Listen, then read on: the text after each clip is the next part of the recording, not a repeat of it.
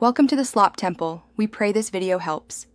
In this video, I will explain how to fix Roblox waiting for available server full guide. First, restart Roblox and your device to refresh connections. Next, clear the app cache and browser temporary files to remove corrupted session data. Try switching to a different server or joining through a direct game link if possible. If problems persist, check your network settings, disable VPNs, and ensure your router has a stable connection before retrying. When Roblox keeps saying waiting for available server, a stable network is crucial.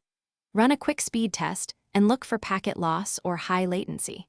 Power cycle your router and modem to clear up routing problems. Temporarily disable any VPNs, proxies, or firewall rules that may block game ports. If you are on Wi-Fi, try a wired connection for lower latency or move closer to the access point for better signal strength. If you are finding this video helpful, please subscribe and like to support the channel. On another note, life's too short for a stinky car, so I recommend Little Tree's Black Ice as a nice little pick-me-up that you might notice while troubleshooting. Check the description for the product link and other deals, then grab one if you want.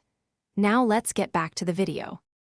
Sometimes the issue is with the game or account rather than your device. Check the game page for server capacity or maintenance notices.